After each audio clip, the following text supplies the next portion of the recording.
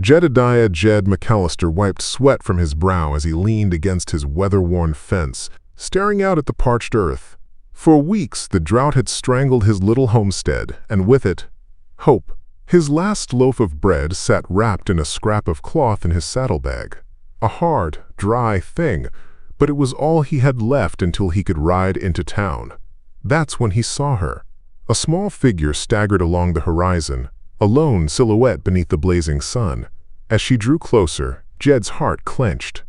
A child, no more than 7 or 8, skin dark as the earth, clad in rags that hung loose on her thin frame, her black hair tangled, her lips cracked and bleeding. Hunger and heat had taken their toll. Jed's first instinct was caution. He knew well the tension that crackled between settlers and the native tribes. A white man giving aid could be seen as meddling or worse, but as the girl collapsed to her knees, trembling hands scraping at the dust as if searching for scraps of moisture, Jed knew he couldn't just stand by. Slowly he approached, hands open, voice soft as the breeze that stirred the dry grass. "Easy now, little miss. I ain't gonna harm you." Her wide, dark eyes lifted to meet his, hollow with desperation. She didn't speak, only stared, as if unsure if he was real or a mirage conjured by her fevered mind. Jed knelt, pulled the bread from his bag, and tore it in two, offering her the larger half. "Eat," he said, his throat tight. She snatched it with surprising speed, wolfing it down in frantic bites. Crumbs fell from her trembling fingers, and Jed saw tears trace clean lines down her dust-caked cheeks. As she ate, he glanced around, half expecting to see warriors cresting the ridge. But the plains were empty, silent except for the moan of the wind. Who was she? Where had she come from? He offered her his canteen next. The girl drank greedily, then looked up at him with an expression he'd never forget. Gratitude, pure and unguarded, mixed with a terrible fear. Night was falling fast, the prairie sky darkening to indigo. Jed knew he couldn't leave her out here. But what would dawn bring? He carried the girl gently toward his cabin, unaware that far beyond the hills, 300 warriors were already riding, silent as ghosts, drawn by blood ties and a father's fury. And in the quiet before the storm, Jed wondered, had he just saved a life or doomed himself? The stars blinked to life above the prairie, scattered like shards of silver across a velvet sky. Jed laid the child down on his narrow bed, covering her with his threadbare blanket. She was asleep almost before her head touched the pillow, too exhausted to fear, too weak to resist. Jed paced the cabin, every creak of the floorboards loud in the stillness. His mind raced. Who was she? A chief's daughter? A runaway? A survivor of some unseen tragedy? He'd seen no sign of battle, no smoke on the horizon. Outside, the night pressed close. The prairie wind whispered secrets through the chinks in the cabin walls. And then, faint but sure, Jed heard it. The distant rhythmic thrum of hoofbeats. He froze. At first, he thought it might be a passing herd. But the sound grew steadier, more deliberate. Riders. Many of them. Jed's mouth went dry. He grabbed his rifle and stepped onto the porch, heart pounding. The moon rose, pale and watchful, casting its light across the plains. And in that light, Jed saw them. At the edge of the dark, they emerged, row upon row of mounted figures, silent, motionless. The horses snorted, breath steaming in the cold night air. Feathers stirred in the breeze. Painted faces glowed faintly in the moonlight. 300 warriors. Jed's knees nearly buckled. Never in his life had he seen such a force. Apache, Comanche, Kiowa, maybe all of them together. They stretched across the horizon like a living wall. What had he done? A single rider broke from the line, approaching at a slow walk. A giant of a man, face streaked with black and red paint, hair braided with bone and bead. His eyes burned like coals beneath the shadow of his brow. Jed swallowed hard, lowering his rifle. To raise it now would be suicide. The warrior stopped a dozen paces from the porch. His voice, when it came, was deep as thunder. "White man," he said in English, each word sharp as a blade. "You have taken what is not yours." Jed shook his head. His voice cracked when he spoke. "No, sir, I found her, half dead, gave her bread, water. That's all." The warrior's eyes narrowed. The silence stretched, heavy as the grave. Was this how it ended? With a single word from this chief, 300 warriors would ride him down. But the girl stirred inside, and with that movement, the night's fate would be decided.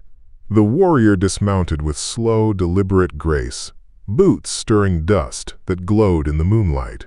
He stood tall and broad, the kind of man whose presence silenced even the restless night. His gaze never wavered from Jed, and in it was the weight of grief, fury, and something deeper, a father's terror. "You fed her?" the chief asked, voice low but dangerous. Jed nodded, his throat too dry for words. The warrior took a step forward, towering over the porch. Jed felt small beneath that gaze. Small and mortal. "She wears the beads of my blood," the chief said. His hand rose, palm outward. "Show me." Jed hesitated only a moment before turning, stepping back into the cabin. The girl still slept, but her small hands clutched the broken cord of a beaded necklace, its colors and patterns unmistakable even to Jed's untrained eyes. He swallowed hard. A chief's daughter. He stepped aside, and the chief filled the doorway. His breath caught as he beheld his child, his hard face crumpling for the briefest of moments into something heartbreakingly human. "Little sparrow," he whispered. The girl stirred, eyes fluttering open. Recognition lit her face, and she reached weakly toward him. The chief knelt beside the bed, gathering her into his arms as gently as the dawn gathers light. She clung to him, whispering words in their tongue that Jed could not understand, but their meaning was clear in the way her small body trembled against him. Outside, the warriors waited, still as stone, their silence more frightening than any war cry. Jed stepped back onto the porch, rifle hanging forgotten at his side. The weight of what he'd done settled on him. He'd saved a child, but at what cost? Would these warriors see mercy in his act, or a trespass that demanded blood? The chief emerged, his daughter safe in his arms. He faced his warriors and spoke in a voice that carried to the ends of the night. He fed her. He gave her water. He is no thief. The line of warriors did not move, but the tension in the air changed, softened, but only slightly. And then the chief turned back to Jed. "My people are watching," he said. "What happens next will not be forgotten." Jed nodded, though he didn't yet know what that meant. The chief mounted his horse with the girl cradled before him. As he did, a ripple of movement passed through the waiting ranks. 300 warriors lifted their heads as one, their dark eyes fixed on Jed. The chief raised his hand in a gesture that might have been peace, or a promise. And without a sound, they began to turn their horses, but not all of them. One rider remained behind, eyes cold, spear in hand. And Jed knew the night's danger was not yet past. The lone rider sat motionless atop his painted horse, watching Jed with a gaze that felt like the point of a blade pressed against his throat. The rest of the war party had begun to melt back into the night, their silent departure as eerie as their arrival. But this man lingered, his spear held upright, its tip catching the silver light of the moon. Jed gripped his rifle tighter, though he knew it wouldn't matter. One shot maybe before the rider could strike. But then what? 300 warriors weren't far. A single wrong move could summon them back like a storm. The rider urged his horse forward, the animal's hooves soft on the hard-packed earth. He stopped within spitting distance of the porch. Jed saw his face now, young, scarred, eyes burning with a hatred that no chief's words could quench. "You fed the chief's daughter," the man said, his voice low, fierce. But what of the others our people have lost? Does your kindness repay those debts? Jed's mouth opened, but no words came. What could he say? That he hadn't fired on any native, hadn't raided or stolen? That he'd kept to himself, asking only for peace? The rider sneered, as if reading his thoughts. Words are easy, white man. Easier than justice. Jed raised his hands slowly, palms out. I didn't ask for this, he said quietly. She came to me starving. I did what any man ought to do. The rider stared at him for a long, terrible moment. Then, in one smooth motion, he plunged his spear into the earth at Jed's feet. The wood quivered there, humming with tension. A marker, the rider said, so that when the old ones speak of this night, they will remember it was not only the chief's mercy that spared you, but mine. And with that he turned his horse, riding after his people without another word. Jed stood frozen on the porch, heart pounding, the spear casting a long, crooked shadow in the moonlight. The night was silent again, but that silence was heavy with the weight of what had passed and what might yet come. In the distance, the war party disappeared beyond the hills, and Jed was left alone beneath the vast, indifferent stars. What would dawn bring to a man who'd given his last bread to a child and found himself forever changed? The night dragged on, every creak of the cabin, every sigh of the wind setting Jed's nerves on edge. He didn't sleep, not a wink. Instead, he sat on the porch, eyes fixed on that spear planted before his steps. A marker, the warrior had said. A reminder. When the first pale streaks of dawn broke across the horizon, Jed felt more weary than he ever had in his life. The prairie bathed in soft gold, but it brought no comfort. The night's visitors had vanished without a trace, as if swallowed by the land itself. Yet the spear remained, standing like a warning post. He rose stiffly, stretched aching limbs, and stepped down from the porch. His boots crunched on the dry grass as he approached the spear. The shaft was smooth and polished, the tip fashioned from obsidian so sharp it seemed to drink the morning light. Tied just below the point was a strip of leather, painted with symbols Jed couldn't read, but their meaning was clear enough. You are spared, but watched.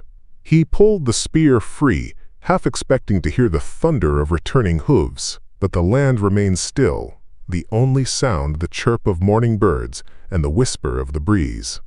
Jed planted the spear beside his door. He wouldn't hide it. Let any man who passed by see it and know that this homestead had been marked by the native tribes.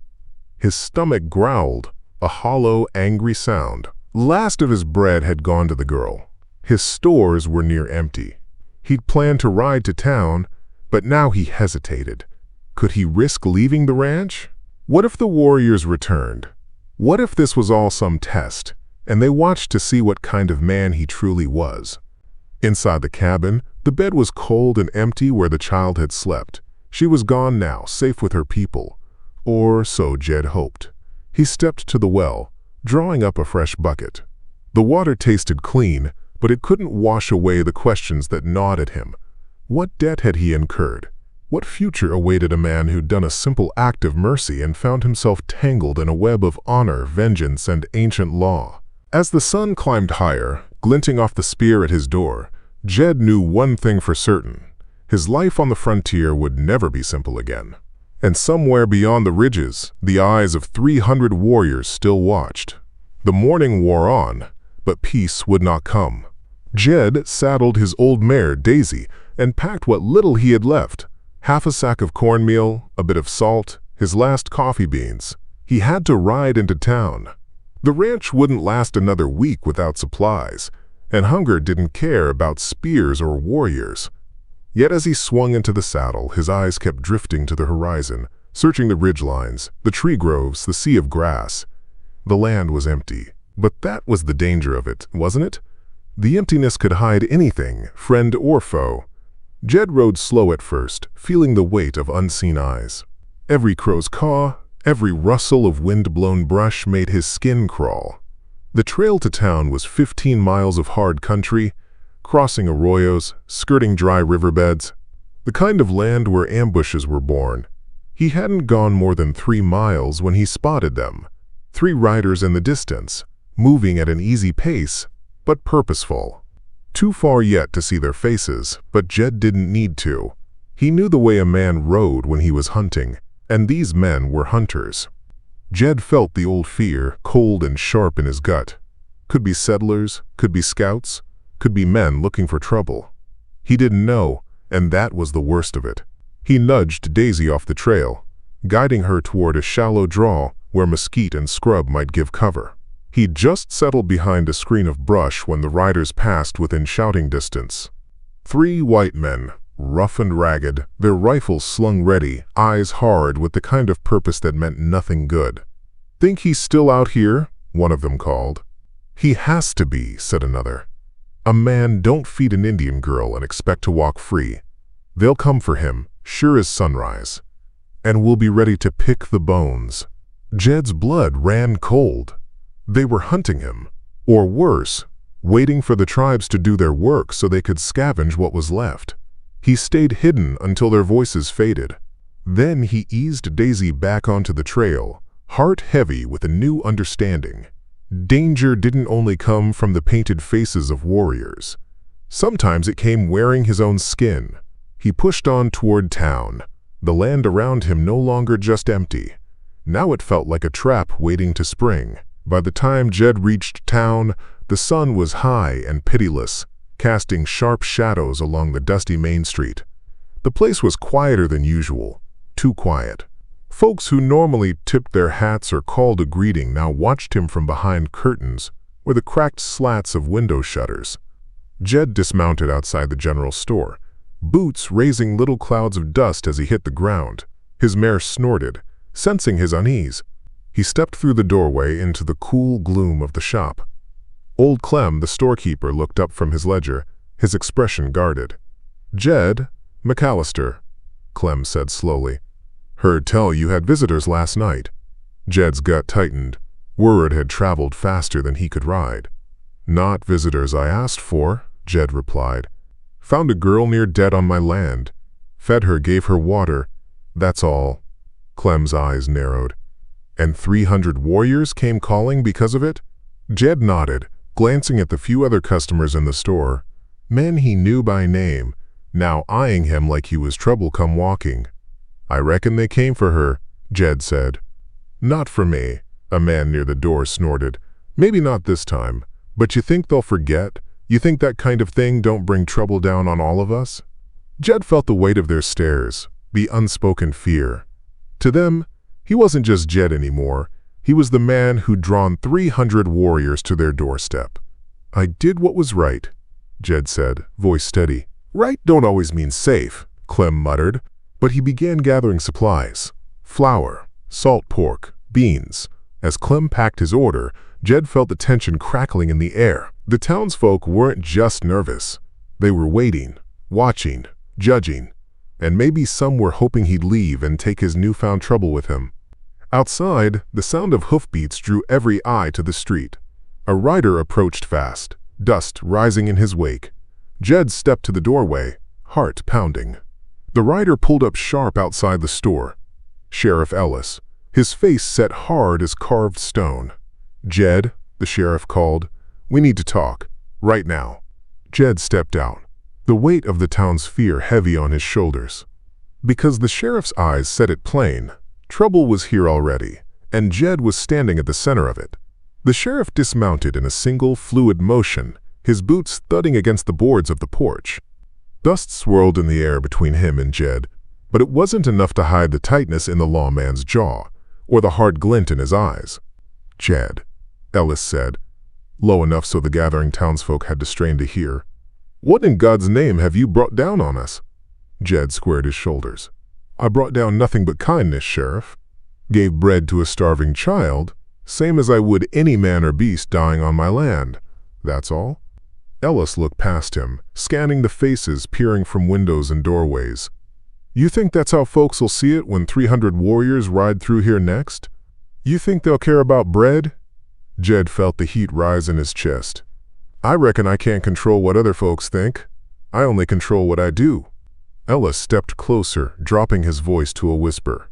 "You're a good man, Jed. But good don't always keep a man alive out here. I got men talking about forming a posse, riding to your place, making sure you're not harboring more of them. They're scared, Jed. Scared men do foolish things." Jed's hands clenched at his sides. "So what's your plan? Run me out of town? Burn my ranch to the ground to feel safer?" Ellis sighed, the fight going out of his shoulders. "I don't want that. But you need to understand. What you did set things in motion. If those warriors come back, it won't just be you in their path. It'll be all of us." The lawman's gaze softened, but his warning stayed sharp. "Stock up, ride home, and pray to whatever God you believe in that they don't return." Jed nodded, though his heart was heavy. He turned back into the store to finish his business, knowing full well that no prayer could stop what was already riding his way. Outside, the sheriff swung into the saddle again, scanning the horizon as if expecting the storm to break at any moment. And maybe it already had. Jed loaded the supplies onto Daisy's saddle with steady hands, though inside, his heart thudded like a drum. The town's eyes followed him as he worked. Watchful, wary, he felt their judgment like the heat of the noon sun on his back. When the last sack was tied down, Jed swung into the saddle. Sheriff Ellis watched from the edge of the boardwalk, arms folded, jaw tight. "Keep your head low, Jed," the lawman said. Jed tipped his hat, but said nothing. There wasn't anything left to say. He nudged Daisy into motion, and the mare carried him down the dusty main street, past the saloon where men pretended not to stare, past the smithy where the hammer fell silent as he rode by. Once out of town, Jed breathed easier, but only a little. The land stretched out before him, empty and wide, but it didn't feel like freedom. It felt like the mouth of a canyon where echoes of danger lingered, waiting to answer the sound of his passing. The trail home seemed longer than before. Every rise and hollow felt like it might hide eyes watching him, hands ready to draw. The memory of those 3 riders from earlier still haunted him, their hunger for whatever spoils his death might bring. He kept his rifle across his lap and his eyes sharp. Hours passed, the sun slipping westward, the shadows lengthening, and with every mile, the weight of that spear at his cabin door seemed to press heavier on his soul. The land grew familiar as he neared his homestead, the shapes of the hills, the stand of cottonwoods near the dry creek bed. But something wasn't right. Daisy's ears pricked forward, her stride faltered. Jed felt it too, an unease, like the land itself held its breath. He topped the last rise, and his blood ran cold. Riders. Dozens of them. Sitting their horses beyond his cabin, silent as the grave, watching his return. The storm he'd feared had come home before him. Jed pulled Daisy to a halt at the crest of the rise, his breath caught in his throat. Below him, the warriors waited, dozens upon dozens, maybe 100 or more.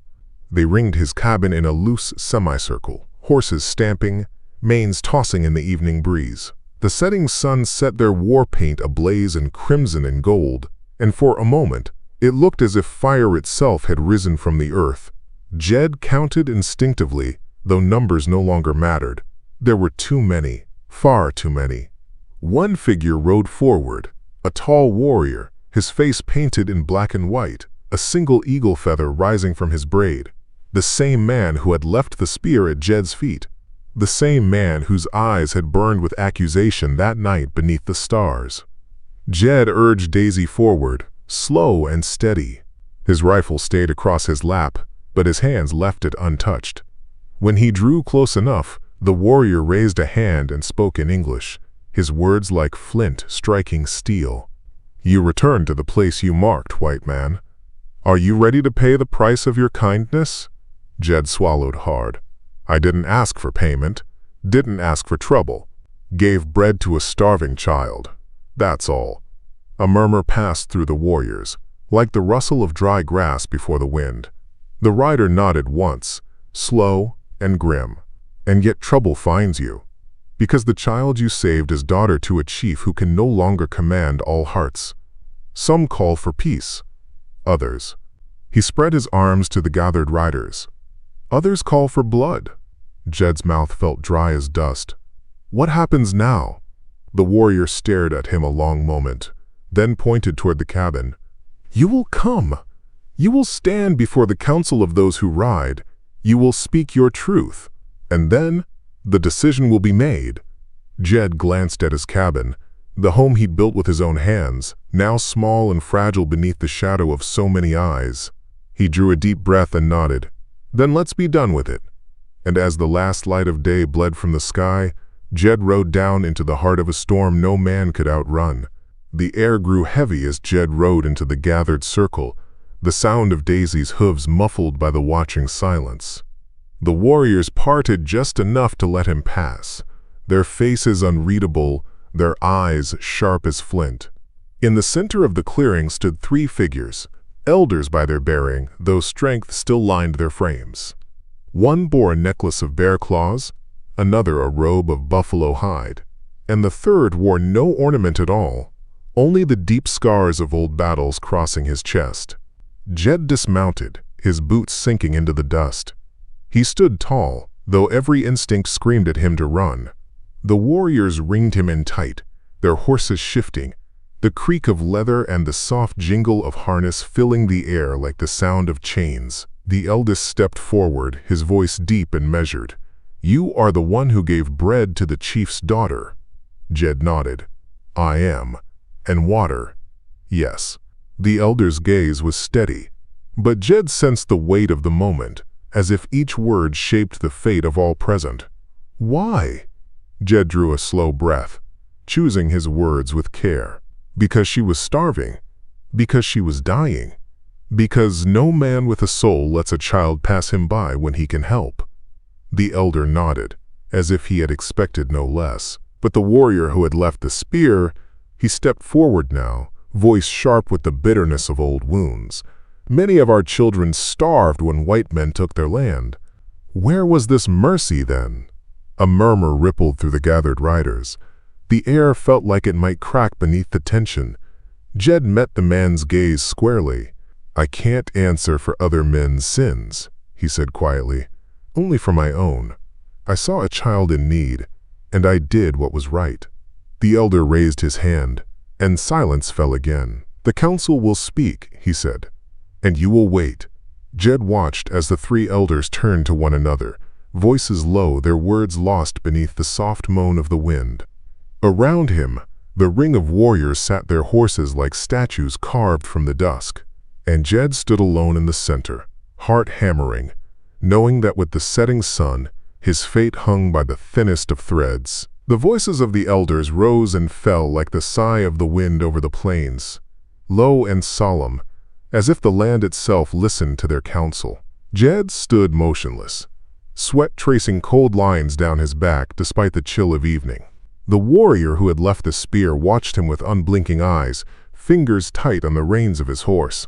Others whispered among themselves in their own tongue, words too soft for Jed to catch but heavy with meaning. Then the eldest turned. His face, carved by time and weather, showed no anger, only the burden of a hard decision. We have spoken, he said, his voice carrying clear across the circle. And we have listened to the truth of your words, and to the pain of our brother who called for blood. Jed's throat tightened. This was the moment. You gave bread and water, not to gain favor, not to trade, but because it was right. For that you have our respect. A ripple passed through the warriors, quiet approval from some, grudging from others. But, the elder continued, and the air grew heavy again, your act has stirred anger among those who grieve for what has been taken by your people. Their hearts burn for justice and for vengeance. Jed nodded slowly, swallowing hard. I understand, he said. I can't change what's been done before me. I can only stand for what I did. The elder's eyes softened a little. Then you will do so again.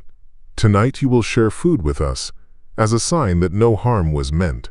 And at dawn, you will ride from this place. The spear at your door will be removed, the mark upon you lifted. but you will not return." The words hit Jed like a blow. Leave his home? The land he'd carved from the wilderness with his own two hands? But as he looked at the faces around him, the weight of history, the sorrow and rage, they left no room for plea. Jed drew a slow breath. "I will do as you ask," he said. And so, as night fell, the warriors dismounted, and a fire was lit. Bread was broken, venison shared, and Jed ate among them, a man at the edge of two worlds, knowing that come morning, nothing would ever be the same again. The fire crackled in the hush of night, its light dancing across painted faces and weary eyes. Jed sat cross-legged among the warriors, a flat stone warmed beneath him, the smell of roasting meat filling the air. The bread passed to him was coarse but fresh, made from cornmeal ground by hand. He accepted it with both hands, as he'd seen them do, and tore a piece with care. No words were spoken at first, only the quiet rituals of the meal, the passing of food, the nods of thanks, the slow, deliberate act of eating as one people. Jed chewed in silence, every bite reminding him of what he would leave behind at dawn. The warrior who had left the spear sat close, his eyes never leaving Jed. Yet, as the meal went on, some of the hardness in his gaze seemed to ease. Not forgiveness, not yet, but perhaps understanding.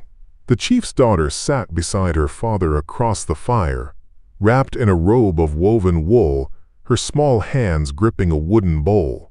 She ate quietly, but once, her dark eyes met Jed's. And in that fleeting look, he saw again that same gratitude, that same trust, that had first stirred his heart on the barren trail. An elder began to speak, his voice low and steady, telling a tale of long ago, a time when men of different blood had shared food beneath the stars and walked together in peace. Jed could not follow all the words, but he understood the spirit of it. The story was not for him alone. It was for all, a reminder of what might be if men dared to lay down old hatreds. As the fire burned low, the warriors withdrew, leaving Jed alone at its edge. The wind carried the scent of sage and ash. Overhead, the stars stretched vast and cold, as if watching the small drama below with ancient indifference. Jed lay back on the earth, the land he loved, knowing it would not be his much longer. And sleep came at last, heavy and dreamless, as the prairie kept its silent vigil. The first blush of dawn spilled across the plains, washing the world in pale gold and soft rose. Jed stirred where he lay beside the cold ashes of the fire, the smell of smoke still clinging to his clothes. For a moment, he forgot where he was, forgot the weight of judgment, of loss. But then the memory returned, heavy as the land itself. The warriors were already mounted, their silhouettes sharp against the rising sun. The chief sat tall at their head, his daughter wrapped before him, safe beneath his great buffalo robe. The night's council was done. The meal had been shared. Now came the parting. Jed rose slowly, brushing dust from his trousers. His cabin stood in the distance, small and lonely, its roofline etched against the morning sky. He longed to walk its rooms once more, to touch the table he'd built, the door he'd hung with his own hands. But that chapter was closed. The elder who had spoken the night before rode toward him. His horse's breath smoked in the chill air. "You kept your word, white man," the elder said. "You shared food. You spoke true. This land is no longer yours, but your name will not be cursed upon it." Jed swallowed hard, his throat thick. "Thank you," he said, his voice rough, "for your mercy." The elder nodded once, then turned his horse. The warrior who had left the spear lingered a moment longer. He leaned down from the saddle, eyes meeting Jed's, and spoke softly. "Remember this day. Kindness and sorrow ride together on this land. Do not forget." Then he wheeled his horse and rejoined the others. Jed stood alone as 300 riders turned as one and flowed away across the prairie, their passage stirring the grass like wind. The spear at his door was gone. The land was quiet again, but Jed's heart knew it would never feel like home. Jed stood for a long time, watching the dust trail of the departing warriors dissolve into the pale horizon. The land seemed emptier than ever, emptier even than when he'd first come west with a heart full of hope and a wagon full of dreams. The cabin waited in silence. Its walls, its roof, its worn porch, every plank a memory. He walked to it slowly, boots heavy on the earth, as if each step cost him more than he could bear. At the door he paused. The spear was gone, but in its place, the mark of the night remained. Tracks of many horses, the ash of the council fire, and the weight of a promise made under starlight. Inside, the cabin was as he'd left it. The simple table, the iron stove, the narrow bed against the far wall. The place smelled of smoke and dust and his own loneliness. Jed touched the table's rough edge, ran his fingers along the window frame, stared out at the land that had been his. A man might stay, he thought. A man might fight, claim what he built, defy the will of those who would drive him out. But what kind of man would that be? Jed knew the answer. He'd seen the eyes of the warriors, the sorrow in the elder's face, the grief that burned in the heart of the one who left the spear. If he stayed, it would mean war, blood. And whatever right he had to this place wasn't worth the price of more graves. He packed what little he could. His rifle, his worn coat, a tin plate and cup, the Bible his mother had given him. He left the rest, the cabin, the land, the bones of his past. By noon, Jed was riding east, the sun at his back, the road stretching long and empty before him.